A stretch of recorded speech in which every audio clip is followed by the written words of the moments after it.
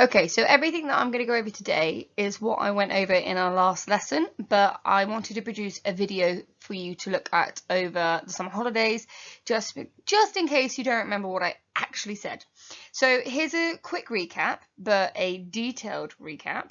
On the screen in front of you is the mark scheme for the creating design proposals, basically creating design ideas that is based entirely off your previous research. So this section is worth 19 out of 25 marks. So far we've asked you to produce 2 design pages or at least have 8 designs minimum. Bearing in mind these designs need to be realistic, but they also need to be creative. They need to show that you've taken risks, which I'll come on to in a minute. But the first bit that is in bold is the first part of this mark band, and it states that the rationale for design decisions is clearly documented and fully justified, with constant reference being made to the design brief, specification, and investigations throughout the development of their design proposals. What that basically means is every design you come up with, you fully justify and fully explain by linking back to all that previous research that you've done already. Now, when I say previous research, this is what I'm talking about. Your design brief, the design brief that you would have written by now for Mr. Thompson, that basically summarizes what you're doing and why you're doing it. Link back to previous research to maybe suggest how it inspires you. So other previous research could be perhaps product analysis, it could be materials that you've looked at already, or other ongoing research such as mechanisms, anything that you've already looked at. Just quote back to it. This is inspired by, because. Really nice and easy peasy. I'm going to talk about the referencing back to materials in a second. Now, in this part of the mark scheme, it does talk about the specification, but we haven't written that yet. This is what we're going to do in September, which is why it's really important that you come back to school with all your work finished, everything we've done so far finished, not half-assed, but finished, and then with your design pages as well, so that we can then write this specification. The next part of the mark scheme, or this mark band in particular, states, in the development of innovative design proposals, the student will demonstrate clear evidence of originality, creativity, and a willingness to take design risks. So this is just where you've been that little bit more creative. And I don't know if you remember, but in the lesson, I talked about how it doesn't have to necessarily be the use of motion sensors and rockets and electronics somehow.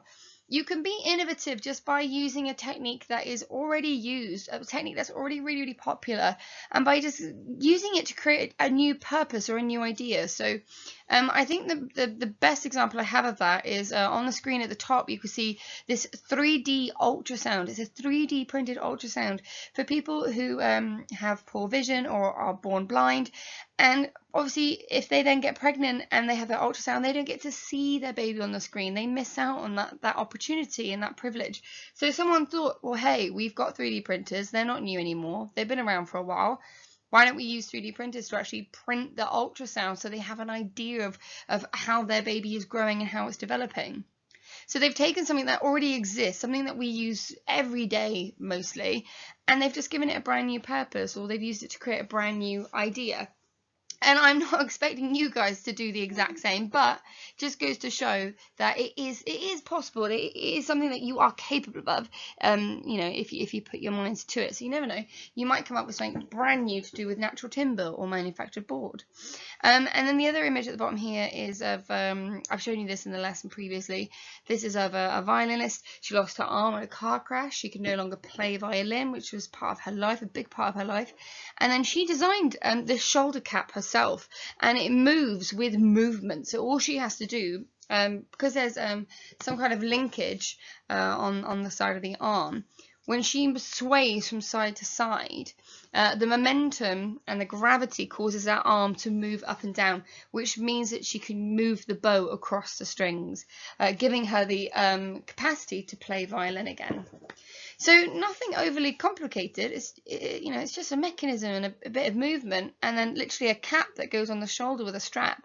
But it's something that is could be seen as very, very creative, because it's something that's not really made often or made much of. So Really quick then, I wanted to show you a quick waggle of what a good design page might look like, but also how on earth do we annotate it and explain our design ideas to make sure they're fully justified. So you might recognize this design. This is one that I've drawn on the board before. I've just drawn it again at home in pencil. And I wanted to show you first of all is the whole point of this design is that it folds. It uses fabric, which I'll explain in a minute. But I wanted to show you that in my design, to represent the fact that it folds and that it's not just a solid box, around all the edges and all the corners, I just wiggled the pencil to make little sharp and uneven lines to suggest that it is gonna fold up, and then that's what these lines also represent as well, the lines that are going up and down. So that was just a little sketch that I wanted to show you, but we are going to mainly focus on the annotations for this little video. So what do you actually need to annotate? So in the mark scheme, it states that designs need to be clearly documented and justified, fully explained, which means they need to be fully explained with references made to previous research, which I've already gone over, so I'm not going to bore you with that all over again. The other thing you need to bear in mind as well is the sketching. So if I had left that previous image just up on its own, it doesn't really explain much in regards to the fact that it could be folded quite easily so that it could be carried or easily transported. So I've just drawn a couple extra images to represent how that might actually work. They're not beautiful sketches. I've gone from oblique to isometric, but they show the story. So immediately it gives you a really good visual as to what this product actually is.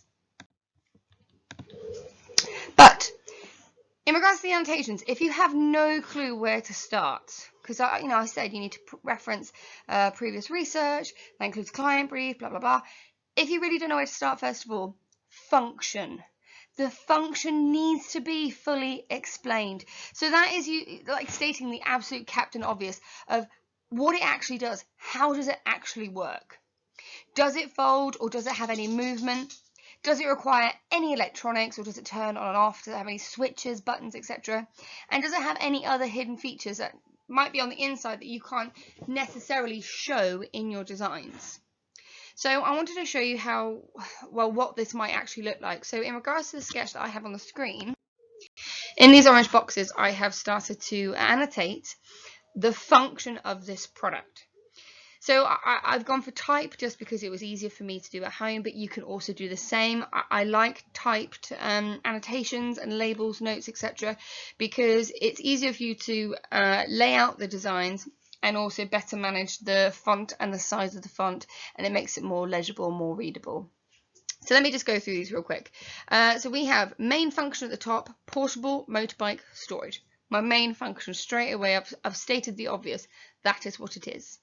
And I've just gone through to start talking about how it actually works. So I've said that it folds down into a small package size, could go on the back or easily in a car.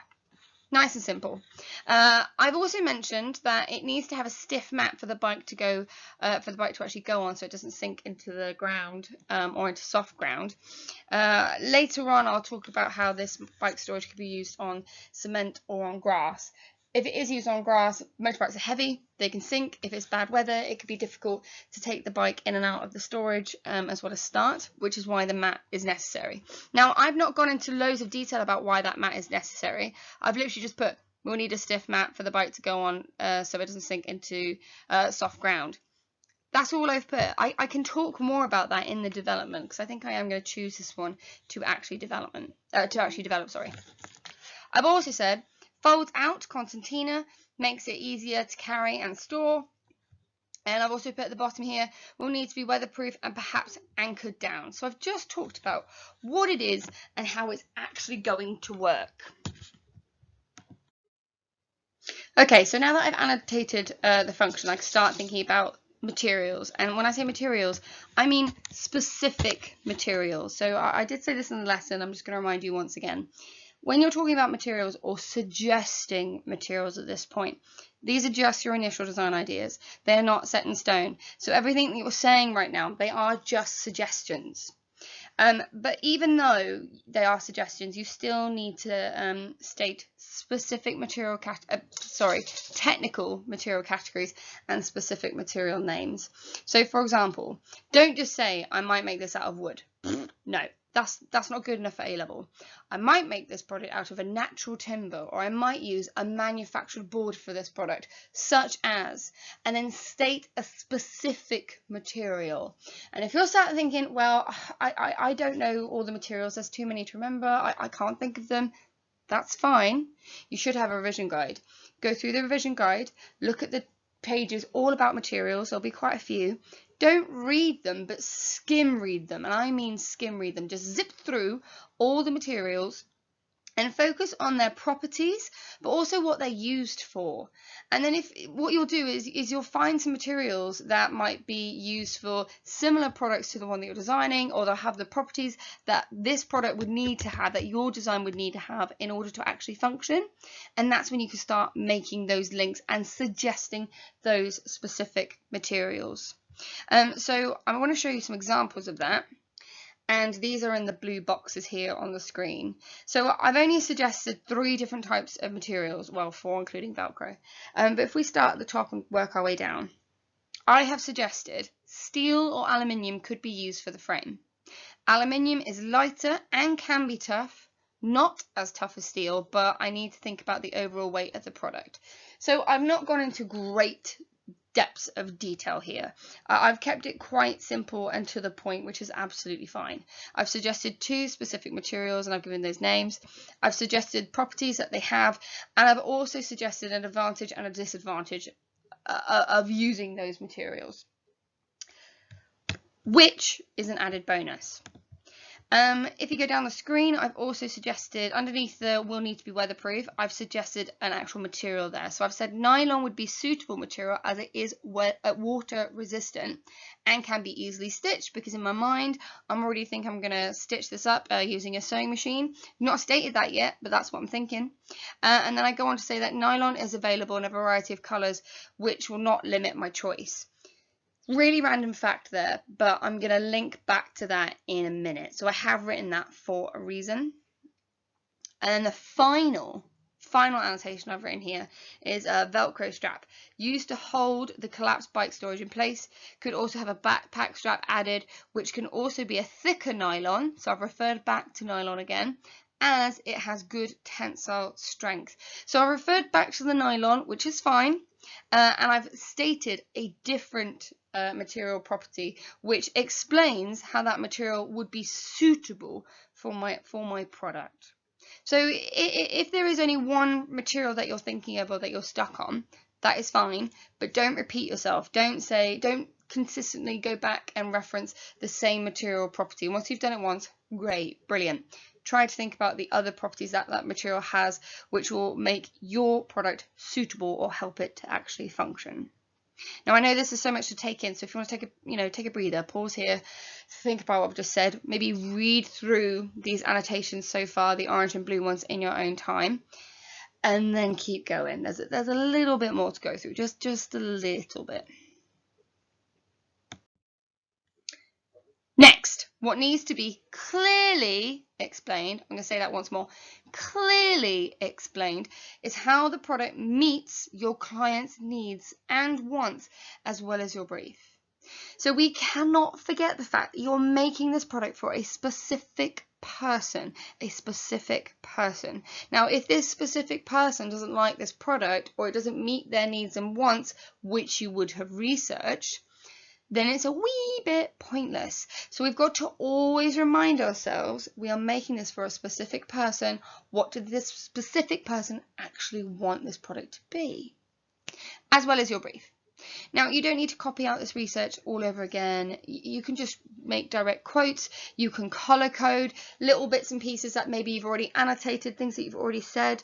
If that relates directly to your client, you can just color code that, highlight it green, highlight it yellow, whatever. But you don't have to keep stating or repeating the same things. Use color codes. I really highly recommend it.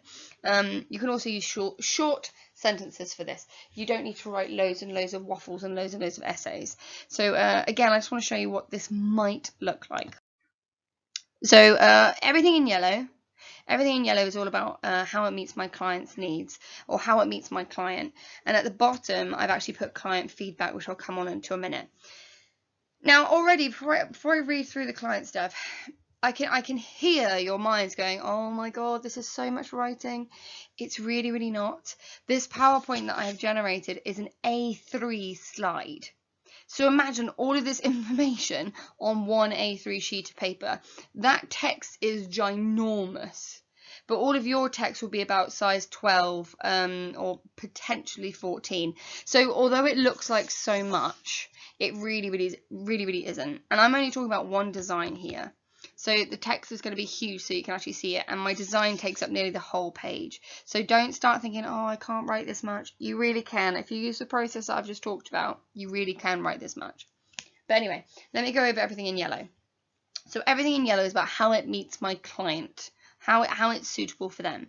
So if we go to the one in the middle where I've said it folds out, concertina makes it easier to carry and store. So that was one of my function annotations.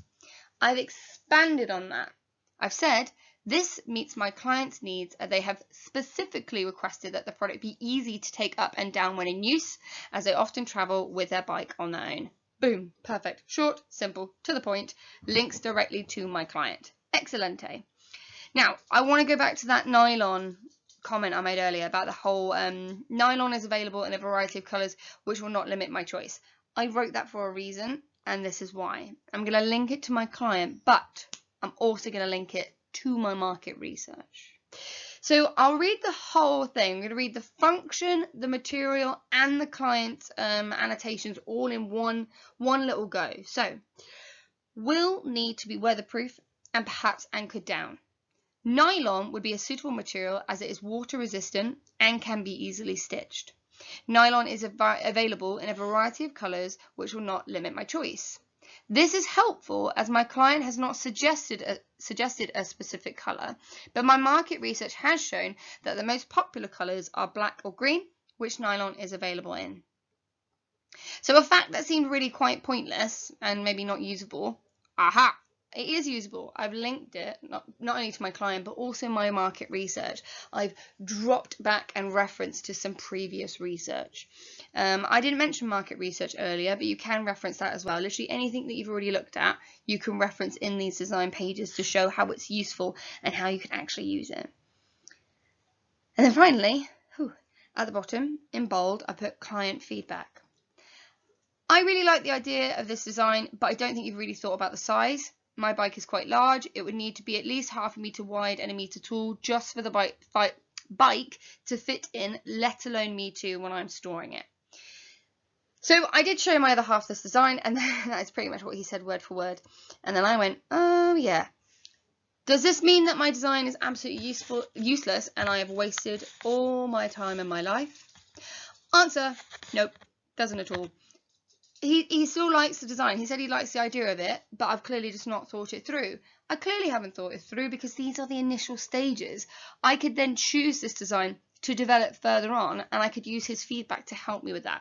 So even if you do show your designs to other people around you, your client, whatever, and get some feedback, if it's negative feedback, still use it. Don't think that the feedback just has to be positive. It really doesn't matter. If it's negative, and then you choose to actually develop that design idea further, you can then use that negative comment and find a way of how to improve the design idea. So please do still use it. And then also just another quick reflection and a quick reminder. In the lesson, I also reminded you that obviously you should ask your client for their feedback, but if you can't get the client or they're hard to access, you can ask other designers such as each other for their opinions as well. So don't forget, we do have the Teams page. Take a quick snap of a design, pop it on the page, and then just ask, could I have some feedback on this design idea, please, and thank you. And then if people see it over summer, they can then respond. Now, Teams is on my phone, so I should get notifications, and I will do my best to give you some feedback. You can use my feedback as a designer, not as a teacher, but as a designer. I can give you some feedback as well, and then you can use it. So that's one way to get some more feedback-based annotations on your designs if you can't access your client very easily. Again, you might want to pause here, take a breather, make a cup of tea, and come back. Read through what I've put. Now that the function, the material, and the client references are all on the screen now, you can kind of see how they all blend together and how they start to make sense. The next couple slides are the waggles that I've shown you in class, but I'm just going to go through them once more for inspiration and a bit of guidance as well. So, waggle. This is a wonderful waggle of a design page, an initial design page, and there are 1, 2, 3, 4, 5, 6, 7 design pages, beautifully sketched. We've got no real rendering, but we have some blocks of colours added in the background. They've been fine lined, and the thing that I really appreciate and absolutely love about these pages is the use of arrows. Use of arrows to show how the different views or how the product actually functions. Also, these arrows show movement as well, which I absolutely adore. It just makes the page really easy to read and really easy to understand. They've also put in some projection lines here to show where the product would go inside the bookcase, because remember, in case you can't remember, the idea of this product is it goes onto a bully bookcase shelf. So a bookcase that is very popular with IKEA, and the idea is that you can actually double stack your books and reach the books that have been stacked at the back. So that's the idea, that's the concept. This student had no clue how they were going to do it, but it was something that was really quite they're enthusiastic with, because they own this bookcase. They have about 4 of them, absolutely chock-a-block full, and their parents always moaned about the fact that they could never see what books they actually had because they were double stacked, and so they kept buying the same book over and over because they didn't realize they had already owned it. So the projection lines, this shows or suggests where the product would actually go in the bully bookcase, and I really like that. And here they've also drawn in a little book to show how it would go in the product as well. So they've really thought this page through. I'll let you read through all these annotations in your own time. Remember, there's also a PDF of this on Teams as well, so you can enlarge that and clearly read it. And then all around the edge, they've actually added all of their client feedback. So they did that for every single design. You can see that the design's been numbered, and they've numbered their feedback as well, 1 to 7. And again, her client was her mum, so she just literally went up to her mum with this page, and she asked for her opinions, her feedback, and she wrote them down for every single one. You don't need to do that for every single one. You might want to, and that's fine. But it really showed on this page straight away that they really thought about their client, and they really wanted to get that feedback to help with the later development. So I told you this student created 2 pages, and they did that for both pages in regards to the client feedback. And at the bottom, they've put a conclusion. So they've just stated what this page was and how it was useful, and the things that they need to then research further in order to develop the design ideas to make them more successful.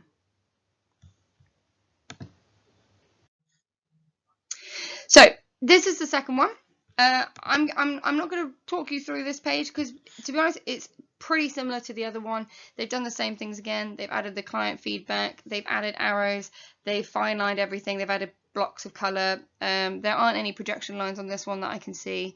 But again, it is a really beautifully well laid out initial design ideas page, or a concept page as they have called it. So again, it's on a PDF version is available on Teams. Do have a look, do have a read through. It just gives you an idea as to how annotations can be clearly written, gives you a good idea about how to reference back to other research as well, as this student has done. They have referenced their target market research, which I've just highlighted in purple, which was a bad choice because now you can't read it. And they've added a conclusion at the bottom of the page. So I know this was a really long video. I hope you pause when necessary to take a break. I'm sorry if I spoke really fast. But I really hope this was useful for you. Please do remember, email me. If you have any issues over the summer, please do email me. I might not respond straight away because I've got a few things going on, but I promise I will do my absolute best to get back to you in good time before we start school again in September. The final 2 weeks of school, I will be dedicated. The final 2 weeks of the summer holidays, sorry, I will be dedicating to school. So I will be doing prep at home. So if you need any help, please get in touch. I hope you have a wonderful break, and again, I really hope this video was useful for you and your design pages.